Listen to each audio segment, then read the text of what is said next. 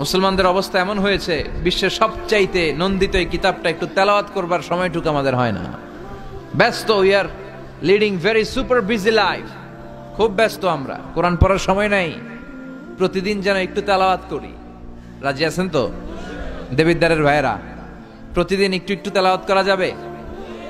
আরেকটা কথা সব জায়গায় আমি বলি, মাতৃভাষায় এই কোরআনটাকে আপনাদের জানতে হবে। You have to know the holy Quran, the messages of the holy Quran in your own mother tongue, in your own language, আপনার নিজ ভাষায়। আমাদের ভাষা কি? কথা বলেন, বাংলা। এই বাংলা ভাষায় যেন আমরা কোরআন পড়ি, কোরআন শিখি। কোরআন আল্লাহ কি জানাতে চাইলেন, কি শিখাতে চাইলেন, বাংলা ভাষায় যেন আমরা এটা শিখি, আত্মস্থ করার চেষ্টা করি। দেখবেন মসজিদুল হারামে শায়েখরা যখন নামাজ পড়ায়, শাইখ আব্দুর রহমান আস-সুদাইস, উনি যখন আযাবের আয়াত পড়ে উনি কাঁদে, কাঁদে না? আবার মুসল্লিরাও পেছন থেকে কাঁদে। এর কারণ উনিও আযাবের অর্থ বুঝে, মুসল্লিরাও অর্থ বুঝে। আমাদের তারাবির নামাজে, এত মসজিদে তারাবি পড়লাম বাংলাদেশে, কোনোদিন কোন তারাবির নামাজে মুসল্লি আর ইমাম সাহেবরা কাঁদতে দেখছেন? কথা কন, কেন কান্দে না? বুঝে নাই।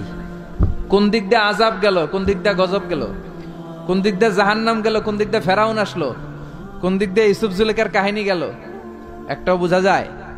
কথা বলেন, বোঝা যায় না। ইমাম সাহেবও বোঝে না, আমরাও বুঝি না, কেউ বুঝে না, অর্থ বুঝি না, তাই আমাদের হৃদয়ে টাচ করে না। দেখবেন ওরা আযাবের আয়াত পড়লে কাঁদে, রহমত আর জান্নাতের আয়াত পড়লে ওদের হৃদয়টা ঠান্ডা হয়ে যায়। এই জন্য সালাতে আপনি কি পড়ছেন এটা বুঝতে হবে, সালাতে আপনি কি তেলাওয়াত করতেছেন বুঝতে হবে। আজীবন পড়লেন সামি আল্লাহু লিমান হামিদা, অর্থ কি অনেকেই জানে না, আছে না নাই? এজন্য মাতৃভাষায় কোরআন জানতে হবে, কোরআন তেলাওয়াত মনোযোগ দিয়ে শুনতে হবে, কোরআন পড়তে হবে, পড়ায় দিতে হবে। আপনি কাউকে যদি সূরাতুল ফাতিহাটা শুধু শিখায়া দেন, সে সারা জীবন যতবার সূরা ফাতিহা তেলাওয়াত করবে তার একটা পার্সেন্টেজ সওয়াব আপনার আমলনামায় আছে না নাই? এজন্য কোরআনের আবৃত্তি শিখা, কোরআনের অর্থ জানা মাতৃভাষায়, নিজে কোরআন পড়া, অন্যকে পড়ায় দেওয়া, এবং কোরআনের আন্দোলন করা দরকার আছে না নাই? সব সময় কোরআনের পক্ষে থাকার দরকার আছে না নাই? আল্লাহ তুমি আমাদেরকে সহি সমাজ দান করো। তাই আমরা যখনই কোরআনের কথা শুনবো নিজেদেরকে পরিবর্তনের জন্য শুনবো, ঠিক কিনা? আমার আখিরাতটাকে সুন্দর করার জন্য শুনবো। আমাদের তাফসির মাহফিল গুলো হয়ে গেছে এখন শোডাউন, অনেক লোক জড়ো হইতে হবে, স্লোগান হইতে হবে, এগুলো আছে না নাই? আমাদেরকেও বেঁধে দেয় অনেক জায়গায়, হুজুর আপনার কিন্তু আজকে মাহফিল কাঁপাইতে হবে। কি বলে? কাঁপাইতে হবে। কিন্তু অনেক জায়গায় বলে হুজুর আপনার জমাইতে হবে। কি বলে? জমাইতে হবে। আবার অনেক জায়গায় বলে হুজুর আপনার কিন্তু মাহফিলটা ধরে রাখতে হবে। কি করতে হবে? তো কোথাও আমাদের কাঁপাইতে হয়, কোথাও আমাদের জমাইতে হয়, আবার কোথাও মাহফিল ধরে রাখতে হয়। কথা বুঝতে পেরেছেন? তো মাহফিল কাঁপানো, জমানো, ধরে রাখা, এই টেন্ডেন্সি থেকে আসেন, বেরোয় আসি। We have to make a change. আপনাকে চেঞ্জ আনতে হবে, পরিবর্তন। বিশ্বনবী পৃথিবীতে এসেছেন পরিবর্তনের জন্য। তিনি কোনো জায়গায় খারাপ কিছু দেখলেই পরিবর্তন করে দিতেন। এক সাহাবাকে জিজ্ঞেস করলেন কি নাম? মাসমুক। সে বলে ইসমি হাজান, আমার নাম হলো হাজান। হাজান মানে দুশ্চিন্তা। হাজান মানে, বিশ্বনবী বললেন হাজান কারো নাম হতে পারে? দুশ্চিন্তা এটা একটা নাম হইল? বিশ্বনবী বললেন তোমার নাম আজকে থেকে হাজান নয়, আজকে থেকে তোমার নাম সাহাল। কি নাম? সাহাল মানে সহজ। সাহাল মানে? সে বলে না ইয়া রাসূলুল্লাহ, আমার বাপ চাচা নাম রাখছে হাজান, এটা আমি ছাড়বো না। বিশ্বনবী বললেন না, সাল্লে যাও। তো সে বাড়িতে চলে গেল। যাওয়ার পর থেকে ওই যে দুশ্চিন্তা তার আর পিছু ছাড়ে না। তার ব্যবসায় লস, তার চাকরিতে লস, ওর পেটে ব্যথা, ওর মাথায় ব্যথা, ওর জ্বর, ওর মেয়ে কান্দে, ওর বউ দৌড়ায়, ওর পোলায় কয় আমি মরুম। কষ্ট আর জ্বালা ছাড়েই না। সবাই বলে ওই যে বিশ্বনবী তোমার একটা সুন্দর নাম দিছিল, আনো নাই, এর বদদোয়া লাগছে, যাও নবীর কাছে মাফ চেয়ে নামটা চেঞ্জ করে আনো। হাজান ফিরে গেল বিশ্বনবীর কাছে, যে বলে ইয়া রাসূলুল্লাহ আমার হাজান নামের দরকার নাই, গোষ্ঠী কিলাই হাজান, আপনি কি নাম কইছিলেন ওইটা কোন? আবার বিশ্বনবী বলে আমি বলছিলাম আন্তা সাহাল। সাহাল মানে সহজ। সাহাল মানে? বিশ্বনবীর কাছ থেকে নাম চেঞ্জ করে সাহাল নিয়ে আসলো। সাহাল বলে যেদিন থেকে আমি নাম চেঞ্জ করেছি ওই দিন থেকে আমার জীবনের সব কাজগুলো সহজ করে দিয়েছে কে? কি নবী ছিলেন? খালি চেঞ্জ করে দিতেন। চেঞ্জ করে দিতেন। এক নারীকে জিজ্ঞেস করলেন, মাসমুখী, হোয়াটস ইউর নেম? সে বলে, আমার নাম আসিয়া। আসিয়া মানে অবাধ্য। বিশ্বনবী বলেন, এটা একটা নাম হইল? তোমার নাম আজকে থেকে জামিলা। জামিলা মানে সুন্দরী, বিউটিফুল লেডি। জামিলা মানে সুন্দরী। সে নাম চেঞ্জ করে জামিলা নিয়ে নিল। সবাই বলল, যেদিন থেকে বিশ্বনবী তার নাম জামিলা করেছে, ওই দিন থেকে মরার আগের দিন পর্যন্ত এই মহিলা সৌন্দর্যে কোনোদিন ভাটা পড়ে নাই। আবার বিশ্বনবী মক্কা থেকে মদিনায় হিজরত করতে গেলেন। বিশ্বনবী বললেন, মাসমুহাদিল আরদ, এই জমিনের নাম কি? সবাই বলল, এই জমিনের নাম ইয়াসরিব। কি নাম? মদিনার আগের নাম ইয়াসরিব। ইয়াসরিব মানে to take revenge from someone, কারো থেকে প্রতিশোধ নেয়া। বিশ্বনবী বললেন, আমি যেই শহরে থাকবো ওই শহরের নাম হবে প্রতিশোধ। How come? It's quite impossible, অসম্ভব। আমি রহমতের নবী, ওমা আরসালনাকা ইল্লা I have sent you as a mercy for the entire universe. ও নবী, আমি আপনাকে গোটা বিশ্বের জন্য রহমত করে পাঠিয়েছি। রহমতের নবী যেই শহরে থাকবে ওই শহরের নাম প্রতিশোধের শহর না। আজকে থেকে এই শহরের নাম তবা কিংবা তৈবা, পবিত্র শহর। পরবর্তীতে এই শহরের নাম করা হলো মদিনাতুর রাসূল, মদিনাতুন নবী। সুবহানাল্লাহ পড়েন। আবার বিশ্বনবী আরেক এলাকায় সফরে গেলেন। বললেন, মাসমুহাদিল আরদ, এই এলাকার নাম কি? সবাই বলে গাদিরা। কি বলে? গাদিরা। গাদিরা মানে আরদুন লা শাজারা ফিহি ওয়ালা নাবাত, এমন শহর যেই শহরে কোনো গাছ পালা, লতা পাতা, ঘাস জন্মায় না। বিশ্বনবী বললেন, এটা একটা নাম রাখছো তোমরা, গাদিরা? এই গদিরা নামের কারণেই তো এলাকায় কোনো গাছপালা হয় না, ওই এলাকায় কোনো গাছ হতো না। বিশ্বনবী বললেন, মিনাল ইয়াউম, আজকে থেকে এই এলাকার নাম গাদিরা নয়, আজকে থেকে এই এলাকার নাম আমি চেঞ্জ করে দিলাম খাদেরা। খাদেরা মানে সবুজ। খাদেরা মানে কি? বিশ্বনবী নাম চেঞ্জ করে দেওয়ার সাথে সাথে ওই এলাকায় ঘাস লতা পাতায় সবুজ শ্যামল হয়ে গেল। এজন্য পরিবর্তন লাগবে। We have to make a change. পরিবর্তন লাগবে। এই লোক দেখানো মানসিকতা থেকে আমাদের বেরিয়ে আসতে হবে। মাহফিল কাঁপানো, মাহফিল জমানো, মাহফিল ধরে রাখা, এগুলার কোনোদিন বলবেন? বলবেন? সব হবে আমাদের একজনের খুশির জন্য। তিনি কে? চিল্লায় বলেন, আল্লাকা সিররুন ইনদাল্লাহ বাইনাকা আনতা ওয়া বাইনাল্লাহ, আল্লাকা সাদাকাতুন তাখফা লা ইয়ালামুহা ইল্লাল্লাহ, আল্লাকা সিররুন ইনদাল্লাহ বাইনাকা আনতা ওয়া বাইনাল্লাহ, আল্লাকা সাদাকাতুন তাখফা লা ইয়ালামুহা ইল্লাল্লাহ। সুবহানাল্লাহ পড়েন। আল্লাকা সিররুন ইনদাল্লাহ বাইনাকা আনতা ওয়া বাইনাল্লাহ, তোমার আর তোমার আল্লাহর মধ্যে এমন কোন গোপন বিষয় আছে নাকি যেটা আল্লাহ ছাড়া কেউ জানে না? তোমার জীবনে এমন কোন গোপন দান আছে নাকি যেটা আল্লাহ ছাড়া কেউ দেখেনি? আমরা এখন দেখায় দেখায় দান করতে চাই, আছে না নাই? অমুক সমাজপতি, শিল্পপতি 2 লক্ষ টাকা বলেন মারহাবা, আছে না নাই? লোক দেখানো দান। এটা মিজানের পাল্লায় উঠালে কোনো ওজন হবে না। আপনি গোপনে 1 টাকা দিয়েছেন, এটারে উহুদ পাহাড়ের সমান ওজন করে আমলনামায় তুলে দিবে কে?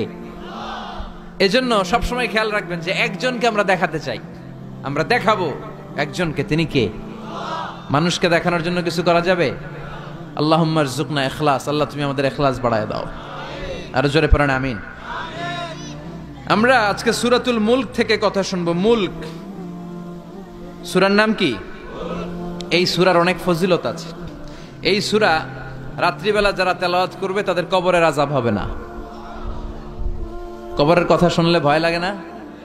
একদিন মাটির ভেতরে হবে ঘরে মন আমার, কেন বাঁধো দালান ঘর, প্রাণ পাখি উড়ে যাবে পিঞ্জর ছেড়ে,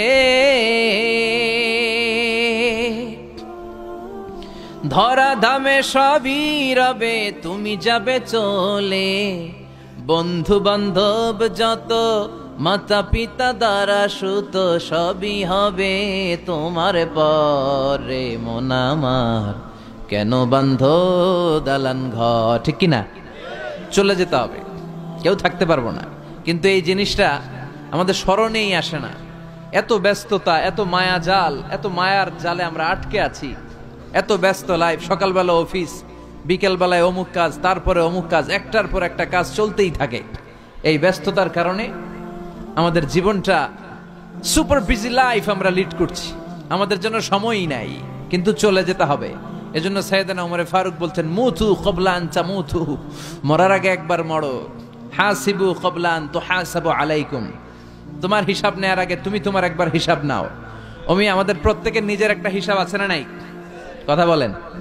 নিজে খাতা কলমের মধ্যে একটু লিস্ট করবেন যে আমি জীবনে এই ভালো কাজ করেছি, এই খারাপ কাজ করেছি, আসলে আমার অবস্থানটা কই হওয়া উচিত।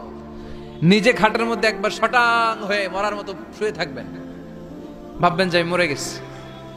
ভাবেন না কি হবে, ছেলেমেয়েরা কান্না করবে, আত্মীয় স্বজন কান্না করবে, মাইকে অ্যানাউন্সমেন্ট হবে, অমুক এলাকার অমুক ভাই আমাদের মাঝে দুনিয়ায় নাই। বিশাল দেবিদ্বারের ময়দানে আপনার জানাজা হবে, খাটিয়াতে করে নিয়ে যাওয়া হবে। শুয়ে শুয়ে ভাববেন, আগে থেকে খুদে রাখা কবরে আপনাকে ফেলে বাঁশ দিয়ে উপরে মাটি চাপা দিয়ে চলে আসবে। অন্ধকার, শুধু অন্ধকার। এই অন্ধকার যেন শেষ হতে চায় না। This is the nature of life. এই তো জীবন। কথা বলেন ঠিক কিনা? এগুলো ভাবার দরকার আছে না নাই? বিশ্বনবী বললেন এই সূরাটা এমন সূরা, মানিআতুন মিন আযাবিল কবর। এই সূরা মুলক যারা তেলাওয়াত করবে তাদের কবরে কোনো আযাব হবে। আজকে থেকে সূরাতুল মুলকের তেলাওয়াত করা যাবে? পারা যাবে? পারা যাবে? আসেন না নিজেদেরকে একটু পরিবর্তন করি, আসেন না নিজেদের আমলের ঝুলিতে আরো কিছু বাড়াই, নিজেদের আমলগুলোকে সুন্দর করি, নিজেদেরকে আর একটু পরিচ্ছন্ন করি। প্রতিদিন রাতে সূরাতুল মুলক তেলাওয়াত করবেন ইনশাআল্লাহ। কইতে পারলেন না? 2 নম্বর ফজিলত, শাফাআত লি সাহিবিহা। এই সূরা যারা তেলাওয়াত করবে, এই সূরা তেলাওয়াতকারীর জন্য আল্লাহর কাছে সুপারিশ করবে। 3 নম্বর ফজিলত, খাসামাত আন সাহিবিহা। এই সূরাটা কিয়ামতের দিন এই সূরার তেলাওয়াতকারীর পক্ষে আল্লাহর সাথে তর্ক করবে, ডিবেট করবে। কতক্ষণ? হাত্তা আদখালাহুল্লাহুল জান্নাহ, যতক্ষণ না আল্লাহ তাআলা এই লোকটাকে জান্নাতি বলে ঘোষণা না দেয়।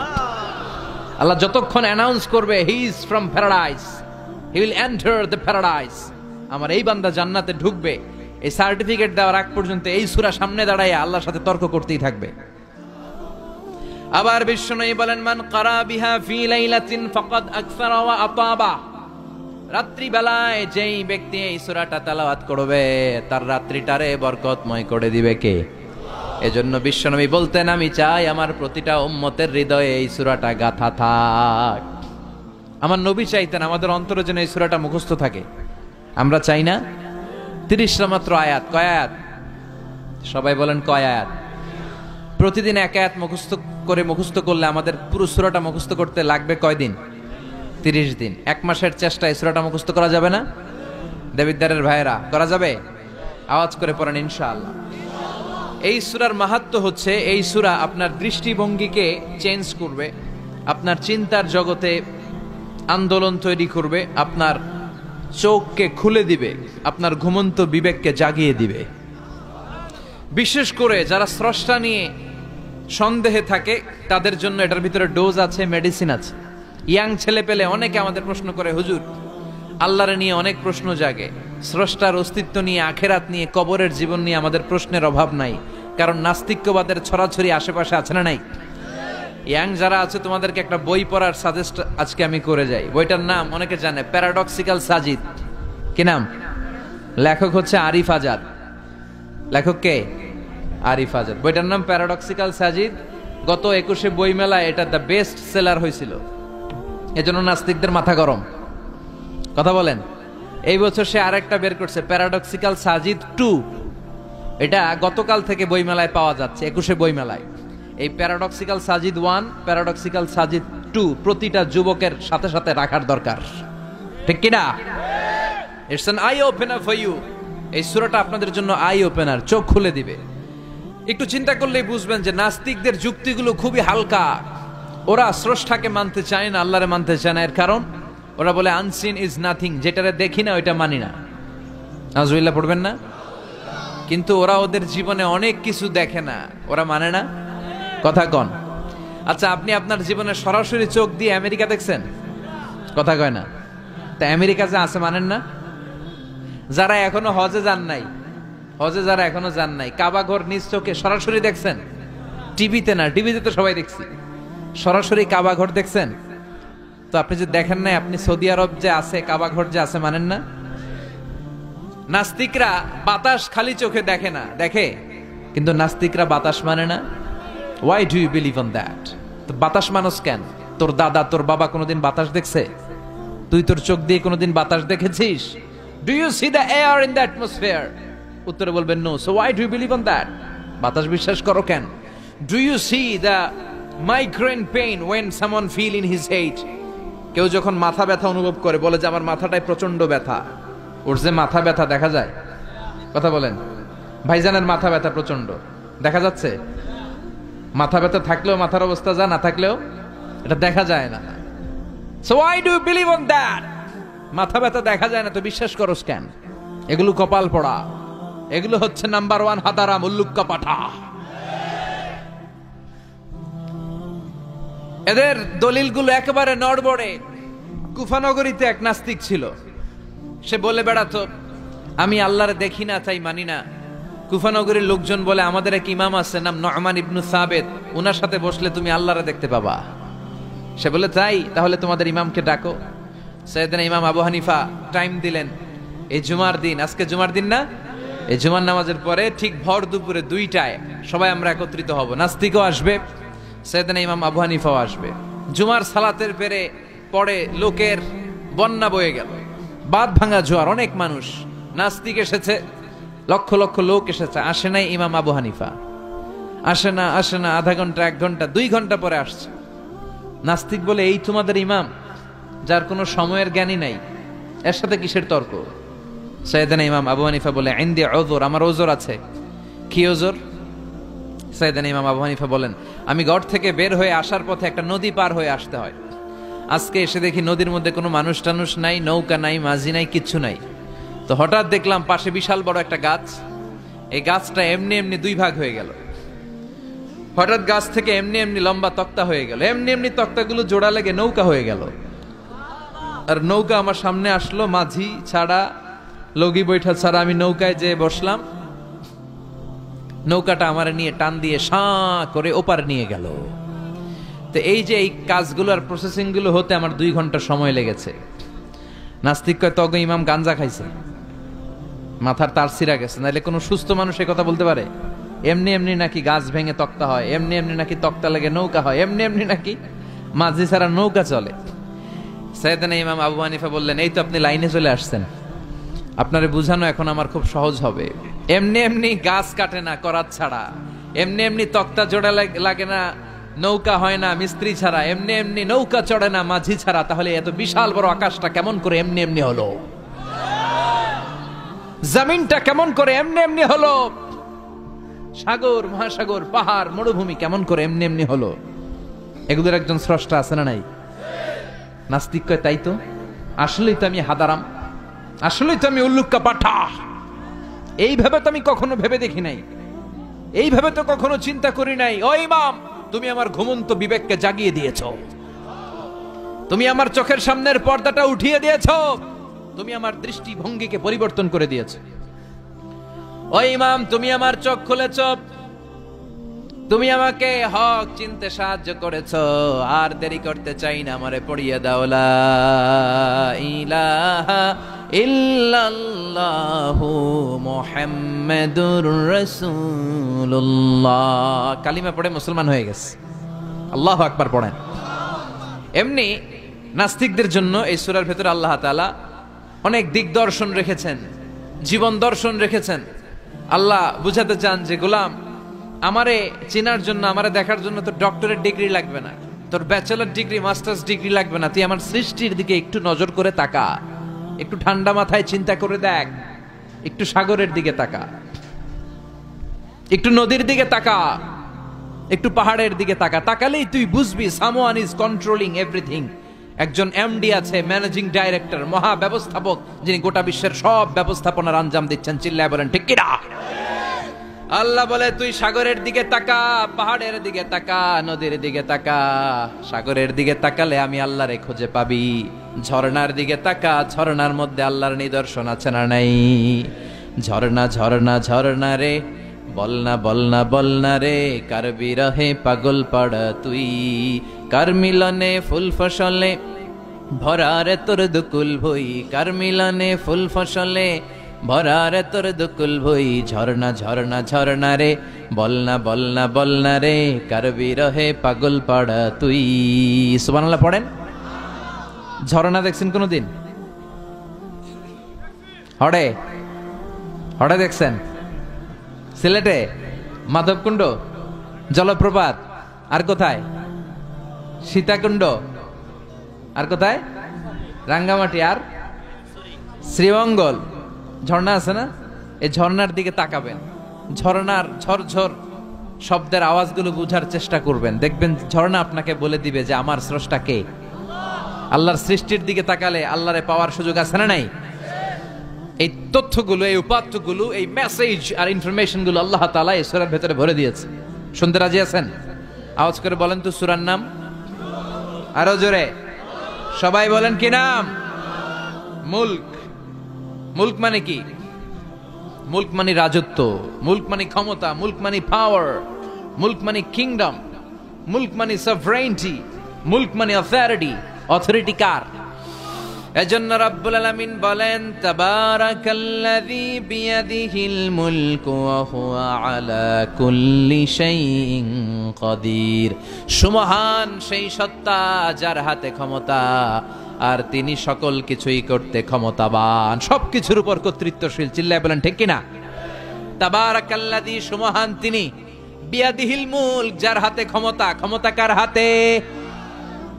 নাকি প্রধানমন্ত্রীর হাতে, র্যাবের হাতে, পুলিশের হাতে, আমনেগো হাতে? আপনারা তো কোন ক্ষমতা সব আমগো হাতে। সকল ক্ষমতার উৎস কে? সকল ক্ষমতার উৎস আল্লাহ। কিন্তু আমরা বলে থাকি সকল ক্ষমতার উৎস জনগণ। এটা যুক্তিতে টিকে না। কি ক্ষমতা আছে আমাদের? কি ক্ষমতা আছে? কোনো ক্ষমতা নাই। মানুষকে আল্লাহ তেমন কোনো ক্ষমতাই দেয় নাই। যেটা দিছে এটার ক্ষমতা বলা যায় না। চিল্লায় বলেন ঠিক। আসল ক্ষমতার মালিক হলেন আল্লাহ। আমাদেরকে তো আল্লাহ দুর্বল করে বানিয়েছেন। ওয়া খালিকাল ইনসানু দাঈফা, আমাদেরকে দুর্বল করে তৈরি করেছে কে? শুধু আমরাই দুর্বল না, আমি দুর্বল, আমার বাপ দুর্বল, আমার দাদা দুর্বল, আমার 14 গোষ্ঠী দুর্বল। আমরা দুর্বলের ঘরের, চিল্লায় বলেন দুর্বলের ঘরের।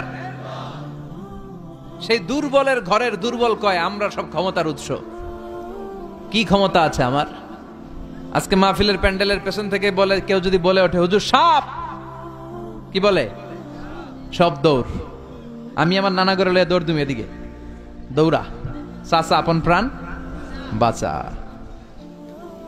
সাপ কথাটা তো মজা করে বললাম, এতে অনেকে খুঁজতেছে আসলে কি সাপ। আর আসলেই যদি একটা anaconda, C snake, black mamba, king cobra, Python এসে ফস করে যদি প্যান্ডেলে একটা ঢুকতো, পাওয়া যেত কাউরে? কথা কন। তো এই হচ্ছে আমাদের ক্ষমতা। সাপ বাদ দেন, বাবা ব্যাংক চিনেন? চিনেন না? না, দেবিদ্বারে তো বাবা ব্যাংক নাই। কি করে? খালি লাফায়। 10টা বাবা ব্যাংক, 2টা এই স্টেজে, আর বাকি 8টা প্যান্ডেলে যদি ছেড়ে দেওয়া হয়, বাবা ব্যাংক আর কি লাভ দিবে? এর চেয়ে বড় লাভ দিবেন আপনারা? বাবা ব্যাংকের চেয়ে বড় লাভ দিয়ে আমরা দৌড়াইতে শুরু করব। কত অসহায় আমরা, কত দুর্বল। বল্লা পোকা, মৌমাছি আমাদেরকে কামড় দিয়ে উড়াল দেয়, এটারে ধরে যে মারমু এটাও পারি না। কুত্তায় আম করে কামড়াইলে আমরা কুত্তারে কামড়াইতেও পারি না। কি অসহায়। পিঁপড়া কামড় দিলে আমরা কিছু করতে পারি না। কানের ভিতরে যদি কারো পিঁপড়া ঢুকে থাকে বুঝবেন সে মজাটা কি। আহা, হ্যাঁ, বাঁচার কোনো সুযোগ নাই, কোনো ক্ষমতাই নাই। এরপরও আমরা বলি সব ক্ষমতার মালিক আমি। দেখবেন যাদের ডায়রিয়া হয় আর 5-7 বার টয়লেটে গেছে, এর চেহারার দিকে তাকানো যায় না। বৈশা গেছে, বৈশা যান।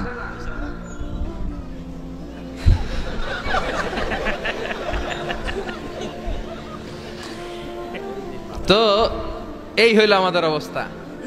5-6 বার টয়লেটে গেলে আর ওর দইরা দাঁড় করানো যায় না। কাই মরে যাইও, আরে সবাই মাফ করে দেন, আই আর হাইতেন না,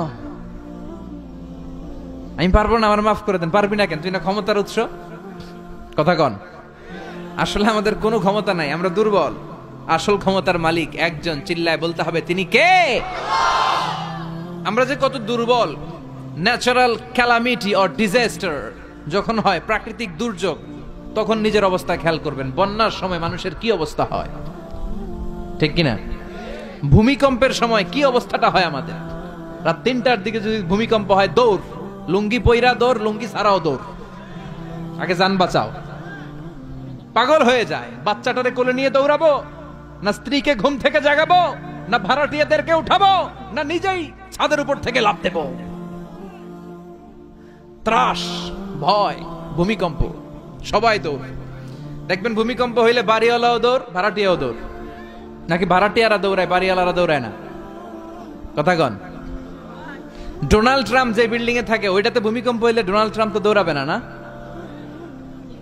ডোনাল্ড ট্রাম্পও দৌড়াবে।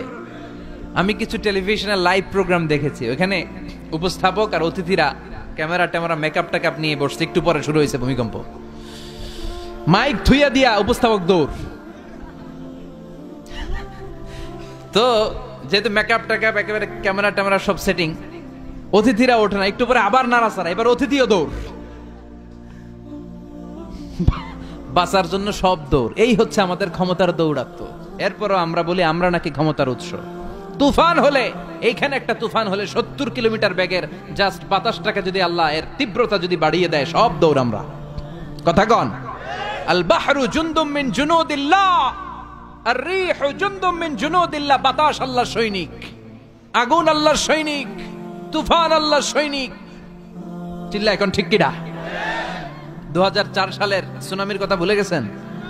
ইন্দোনেশিয়া একটা প্রদেশ আছে, বান্দা আছে, এক ধাক্কায় 3 লক্ষ সাগরের ভেতরে। জাপানের কান্টো শহরে 1 লক্ষ নয়, একটা ধাক্কায়, কয়েক সেকেন্ডের ব্যবধান। একটু আগে নাচানাচি করতেছিল, ধুম্মা চলে ধুম, একটু পরে সব হয়ে গেছে ধুম ধুম। একেবারে সাইজ করে ফেলছে কে? আহা, কোনো ক্ষমতা নাই। ক্ষমতার মালিক কে? এজন্য রাব্বুল আলামিন বলেন, তাবারাকাল্লাযী বিয়াদিহিল মুলকু ওয়া হুয়া আলা কুল্লি শাইইন কাদির। সুমহান সেই সত্তা যার হাতে ক্ষমতা, ক্ষমতা কার হাতে? কক্সবাজারে দেখবেন একটা দ্বীপ আছে, একমাত্র দ্বীপ যেটাতে পাহাড় আছে, নাম মহেশখালী। ওইখানে বৌদ্ধদের স্বর্ণ মন্দির আছে। ওখানে তুফান টুফান শুরু হইলে বৌদ্ধরাও জিকির করা শুরু করে দেয় আল্লাহর। সুবহানাল্লাহ কইবেন না? তুফানে পড়লে দেখবেন হিন্দু, বৌদ্ধ, আস্তিক, নাস্তিক সবাই জিকির করে একজনের, চিল্লায় বলেন তিনি কে? আমরা মাঝে মাঝে আমাদের প্রোগ্রাম স্কেডিউল এত টাইট থাকে, মাঝে মাঝে আমরা প্লেনে, হেলিকপ্টারে এক জেলা থেকে আরেক জেলায় যাই বাধ্য হয়ে। সিলেটে প্রোগ্রাম, কক্সবাজারে প্রোগ্রাম, ওই অমুক জায়গায় প্রোগ্রাম, তো ফ্লাইট ধরা লাগে। তো আমরা আভ্যন্তরীণ ফ্লাইটে চড়ে চড়ে আমরা যাই। তো আমরা যখন যাই, ওখানে কিছু এয়ার হোস্টেস থাকে বিমানের ভেতরে, এদেরকে বলে বিমানবালা। খুব সুন্দরী স্মার্ট নারীদেরকে তারা রিক্রুট করে, নিয়োগ দেয়। এদের যদি 3-4টা সন্তান হয়ে যায়, এদেরকে আবার চাকরিতে রাখে না।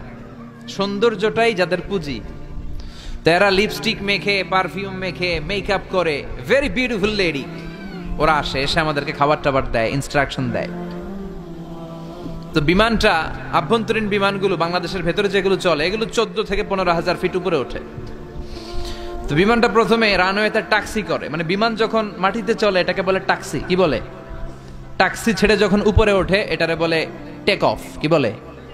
তো এটা যখন বিমানটা যখন টেক অফ করবে, তখন দেখলাম এই এয়ার হোস্টেস গুলো, যেগুলোর পর্দা নাই, হেজাব নাই, শালীনতা নাই, মাইক্রোফোন হাতে নিয়ে ঘোষণা দিচ্ছে, ভদ্র মহিলা এবং ভদ্র মহোদয়গণ, আপনারা আপনাদের সিট বেল্ট গুলো বেঁধে নিন।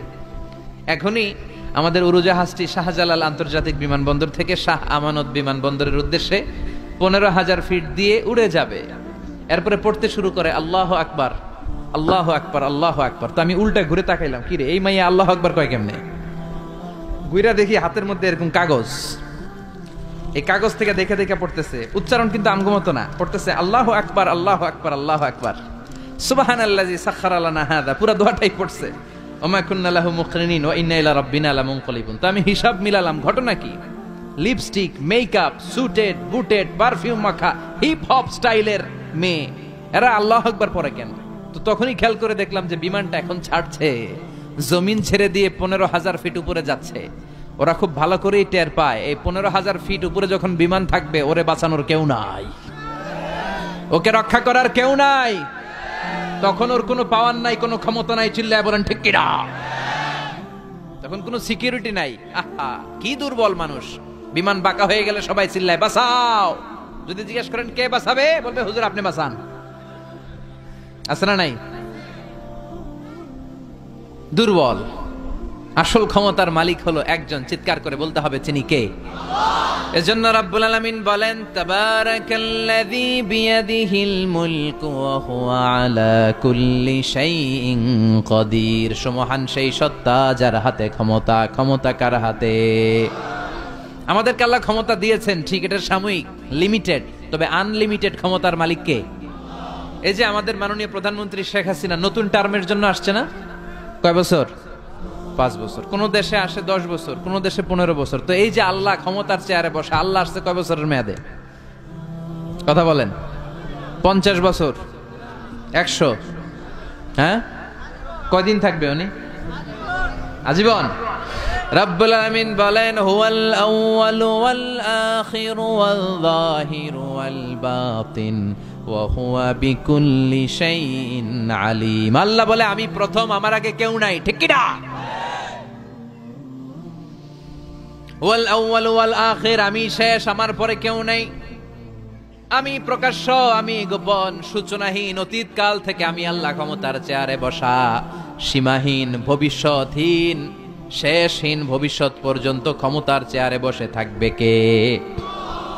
আল্লাহ বললেন আমি প্রথম, আমি শেষ। প্রথমে কে? চিল্লায় বলেন। প্রথমে কে? শেষে কে? প্রথমে আল্লাহ আল্লাহ, শেষেও আল্লাহ আল্লাহ, আকাশে আল্লাহ আল্লাহ, জমিনে আল্লাহ আল্লাহ। সবাই পড়েন। প্রথমে আল্লাহ আল্লাহ, শেষেও আল্লাহ আল্লাহ, আকাশে আল্লাহ আল্লাহ, জমিনে আল্লাহ আল্লাহ। নিখিল জাহান গায়ে গুণগান, তার নামে গায় আমরাও গাহি তাআলা, হামদে বারি তাআলা, হামদে বারি তাআলা, হামদে বারি তাআলা। সুবহানাল্লাহ পড়েন। তিনি প্রথম, তিনি শেষ, তিনি চিরকাল ক্ষমতার চেয়ারে বসে থাকবেন। চিল্লায় বলেন ঠিক কিনা। আবার পৃথিবীতে অনেক দেশে দেখবেন ডেমোক্রেটিক সিস্টেমে ক্ষমতায় আসে, মানে ভোটে জিতে, যেমন আমাদের দেশ। তো আল্লাহ তো ভোটে জিতে আসছে না? আল্লাহ ভোটে জিতে আসছে? অনেক দেশে মোনার্কি সিস্টেম, মানে রাজতন্ত্র, রাজার পোলা রাজা। আল্লাহর বাপ ছিল রাজা, এই জন্য আল্লাহও রাজা। এরকম আল্লাহ চিরকাল, আজীবনের মেয়াদ নিয়ে তিনি ক্ষমতার চেয়ারে বসা। চিৎকার করে বলেন ঠিক কিনা। আবার পৃথিবীর অনেক দেশে দেখা যায় আন্দোলন করে সরকারকে ক্ষমতার চেয়ার থেকে নামানো যায় কি যায় না? পৃথিবীতে এরকম হয়েছে না অনেক জায়গায়? আন্দোলনের ঠেলায় সরকার কয় আমি নাই। আবার মাঝে মাঝে মিলিটারি কু হয়, সেনা বিদ্রোহ, জানেন না আপনারা? তা আমরা পৃথিবীর 700 কোটি মানুষ সবাই মিলে যদি আল্লাহর বিরুদ্ধে আন্দোলনে নেমে যায়, তাইলেই তো আল্লাহর ক্ষমতা শেষ যাবে না? 700 কোটি মানুষ মিলেও পারা যাবে না। আচ্ছা, জিন জাতি যদি বলে ও মানুষেরা তোদের সাথে আমরাও আছি, মানুষ জিন ভাই ভাই, আল্লাহর আর রক্ষা নাই, আল্লাহর গদি শেষ। আচ্ছা, ফেরেশতারাও যদি বলে ও মানুষ ও জিনেরা তোগুলোকে আমরাও আছি, 3 দলীয় মহাজোট, আল্লাহর চেয়ার উল্টে যাবে নাকি? কথা বলেন। আল্লাহ বলেন ওয়ালাম ইয়াকুল্লাহু শারীকুম ফিল মুলক, আমার ক্ষমতায় কোনো পার্টনার নাই। কুলিল্লাহুম্মা মালিকাল মুলক, আমি ক্ষমতার মালিক, এই ক্ষমতা কেউ ছিনায় নিতে পারবে না। গোটা বিশ্বের সবাই মিলে যদি আমার বিরুদ্ধে আন্দোলন করিস, আমার ক্ষমতার 1 ইঞ্চিও কমবে না। চিল্লায় বলেন ঠিক কি না। সে আল্লাহ বললেন তাবারাকাল্লাযী বিয়াদিহিল মুলকু ওয়া হুয়া আলা কুল্লি শাইইন কাদির। সুমহান সেই সত্তা যার হাতে ক্ষমতা। ক্ষমতা কার হাতে? ওয়া হুয়া আলা কুল্লি শাইইন কাদির, তিনি সব বিষয়ে ক্ষমতাবান। ফাআলুল লিমা ইউরিদ, যা চান তিনি তাই করতে পারেন। তিনি কে? তিনি পাহাড়কে দরিয়া করতে পারেন, দরিয়াকে পাহাড় করতে পারেন, ধনীরে গরিব বানাতে পারেন, গরিবরে ধনী বানাতে পারেন, সম্মানিতকে অপমানিত করতে পারেন, অপমানিতকে সম্মানিত করতে পারেন। চিৎকার করে বলেন ঠিক কি না। তিনি ক্ষমতার মালিক। সকল ক্ষমতার উৎস হচ্ছেন তিনি। সকল ক্ষমতার উৎস আমরা জনগণ। আর কোনদিন বলবেন? দেবিদ্বারের ভাইরা, তাহলে চিল্লায় বলেন তো সকল ক্ষমতার উৎস কে?